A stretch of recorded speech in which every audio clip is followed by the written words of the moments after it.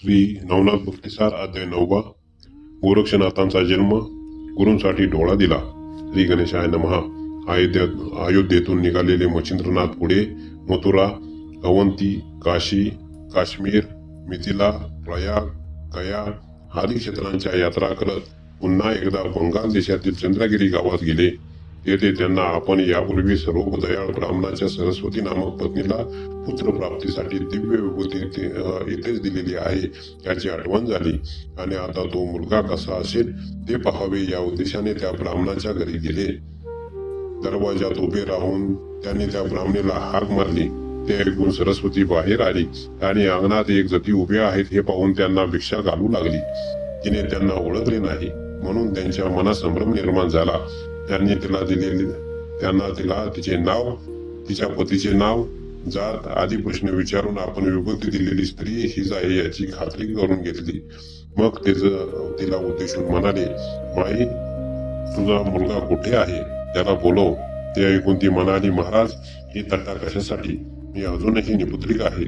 ते म्हणाले, उगाच पुढे बोलू नकोस.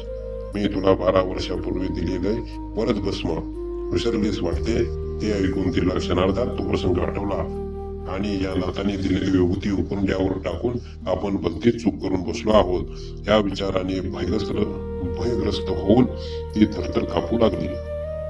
तिची भांबवलेली अवस्था पाहून त्यांनी तिला पुन्हा दरडावून विचारले आणि मुलाला पाहिल्याशिवाय मी येथून जाणार नाही असे निक्षून सांगितले.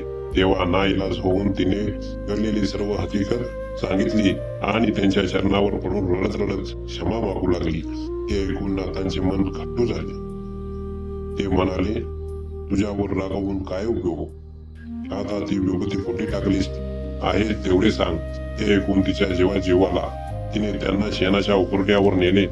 12 वर्षांमध्ये त्या ठिकाणी कचऱ्याचा ढीग झाला होता.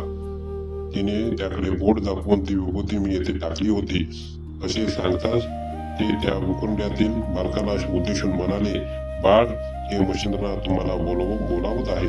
या गोवराच्या ढिगाखाली तुम्ही 12 वर्षे राहिलात म्हणून मी तुमचे गोरक्ष नाव ठेवत आहे.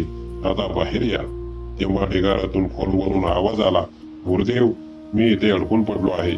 मला हालचालही करता येत नाही. तेव्हा तुम्हीच मला बाहेर काढा. ते ऐकून नाथजींनी कुदळ फावडे आणून तो ढीग उपसला आणि त्या बालकाला अलगद बाहेर काढले. ते अत्यंत सुंदर व तेजस्वी होते. त्याला पाहून सरस्वतीला दुःख आवडता येईना. ती रडू लागली. तेव्हा संतापलेल्या नाथाने तिला तेथून हाकलून दिले. ती निघून जाताच त्यांनी गोरक्षांना नाथ दीक्षा दिली. त्यांचे अज्ञान घालवले आणि त्यांच्या मस्तकी आपला वरदहस्त ठेवून त्यांच्यासह पुढील प्रवासास निघाले. गुरूंसाठी डोळा दिला. गुरु शिष्य उभयता जगन्नाथाच्या दिशेने निघाले. वाटेत त्यांना कनकगिरी नावाचे गाव लागले. तेथे येताच भुकेने व्याकुळ झालेल्या मच्छिंद्राने गोरक्षांना गावातून भिक्षा मागून आणण्यास पाठवले. गुरु आज्ञेने भिक्षेसाठी गेलेले गोरक्ष एका ब्राह्मणाच्या घरी गेले. त्या विप्राकडे त्या दिवशी पितृश्राद्धानिमित्त उत्तम पक्वाने तयार करण्यात आली होती. त्यांनी त्या घरी भिक्षेसाठी हाक देताच घर धनीन बाहेर आली आणि द्वारी एक सोज्वळ विनम्र तपस्वी बालक उभे आहेत. हे पाहून त्यांना षड्रसंयुक्त अन्नाची भरपूर भिक्षा घातली. ती दोघांना पुरेशी आहे असा विचार करून गोरक्ष मच्छिंद्रांकडे परतले. त्यांनी आणलेली पक्वाने मच्छिंद्रांनी मोठ्या आवडीने खाल्ली. त्यातील वडे त्यांना इतके रुचकर लागले की आणखीन खायला मिळाले तर बरे होईल अशा वासना त्यांच्या मनात उत्पन्न झाली. त्यांनी गोरक्षांकडे हेतुपूर्वक पाहिले. तेव्हा गुरूंचे मनोगत जाणून ते पुन्हा त्या ब्राह्मणीकडे गेले व म्हणाले, माई, तुम्ही दिलेल्या भिक्षांनातील वडे अतिशय चविष्ट होते. माझ्या गुरुजींना ते इतके आवडले की त्यांना अधिक खावीशे वाटले. तरी कृपा करून मला आणखीन वडे द्या. तेव्हा ती म्हणाली, अहो, गुरूंचे नाव कशाला पुढे करता? वडे तुम्हालाच हवे आहेत असे स्पष्ट सांगा. पण तुमच्यासारख्या वैराग्यांना अन्नाची इतकी चटक बरी नाही. मी आधी भिक्षा घातली ती आतिथ्य म्हणून. आता आणखीन हवी असल्यास किंमत मोजावी लागेल, कारण असे सुग्रास अन्न फुकट मिळत नाही. ते ऐकून ते म्हणाले, माझ्या गुरूंची इच्छा पूर्ण करण्यासाठी तुम्ही जे मागाल ते देण्यास मी तयार आहे. तेव्हा त्यांची परीक्षा घेण्यासाठी ती म्हणाली, तुम्ही स्वतःला मोठे गुरुभक्त म्हणवता, तर त्यांची इच्छा पुरवण्यासाठी तुमचा एक डोळा काढून द्या. ते ऐकून गुरूंसाठी जीवही देण्यास तयार असलेल्या गोरक्षांनी तत्काळ आपली दोन्ही बोटे कोंबणीत खोचून डोळा बाहेर काढला आणि तिच्या समोर धरला. हे त्यांचे अघोरी कृत्य पाहून ती घाबरली.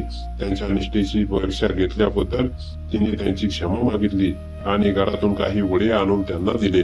ते घेऊन ते मच्छिंद्रांकडे गेले. तेव्हा त्यांचा एक डोळा झाकलेला पाहून त्यांनी काय झालं म्हणून विचारले. तेव्हा त्यांनी हे जे घडले ते सांगितले. ते ऐकून नाथजींचे हृदय भरून आले. त्यांनी संजीवनी मंत्र म्हणून त्यांचा डोळा पुन्हा खोपणीत बसवला. त्यामुळे त्यांना पुन्हा दृष्टी आली. त्यावेळी त्यांच्या सेवेने संतुष्ट झालेल्या नाथांनी त्याच गावी महिनाभर मुक्काम करून दत्तप्रभूंनी दिलेले सर्व विद्या त्यांना शिकवली.